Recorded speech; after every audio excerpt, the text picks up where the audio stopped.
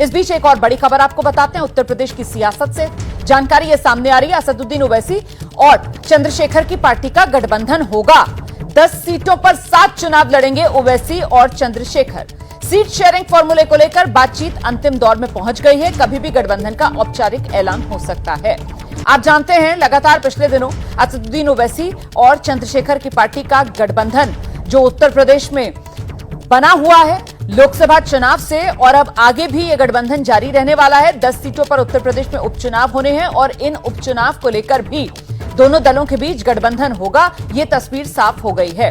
वहीं गौर करने वाली बात यह भी है कि हरियाणा में जो विधानसभा चुनाव हो रहे हैं उसमें चंद्रशेखर की पार्टी ने हरियाणा में जेजेपी के साथ गठबंधन कर रखा है। हरियाणा विधानसभा चुनाव में चंद्रशेखर की पार्टी आजाद समाज पार्टी जननायक जनता पार्टी के साथ गठबंधन में है, और उत्तर प्रदेश विधानसभा चुनाव में चंद्रशेखर की पार्टी आजाद समाज पार्टी एक बार फिर एआईएमआईएम के साथ गठबंधन करने की तैयारी में है, जहां दोनों दल मिलकर उत्तर प्रदेश में होने वाले 10 उपचुनाव में एक साथ हुंकार भरेंगे। सीधे आपको लेकर चलेंगे, हमारे साथ हमारे सहयोगी सनुज शर्मा इस वक्त मौजूद है। सनुज, मतलब लोकसभा चुनाव में जो साथ आए थे, अब उपचुनाव में भी वो साथ बरकरार रहने वाला है असदुद्दीन ओवैसी और चंद्रशेखर का?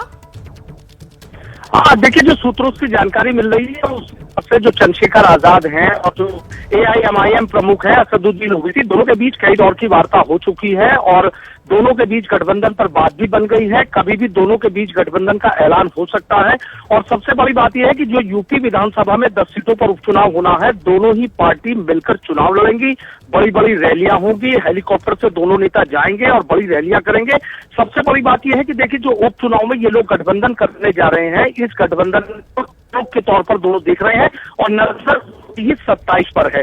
अगर तो सीधा ये है कि कुछ इसमें ओबीसी वर्ग, जनरल वर्ग के बड़े नेताओं को भी की जो बात है वो की जा रही है। कई लोगों से के पीछे बात हो चुकी है और इस गठबंधन का जो ऐलान है वो, अगर ये गठबंधन होता है, सबसे ज्यादा नुकसान अखिलेश पीडीए को होगा। और जिस तरीके से कहा जा रहा है कि अगर ओबीसी नेताओं को शामिल किया जाता है तो फिर कहीं ना कहीं मुश्किलें पूरी कोशिश की जाएंगी, क्योंकि जिस पूरे उत्तर प्रदेश की अगर हम प्रदेश की बात करें तो तमाम है कि जहां पर दलित और मुस्लिम, और अगर उसमें ओबीसी और जनरल वर्ग के लोगों को शामिल करके तालमेल बैठा जाए।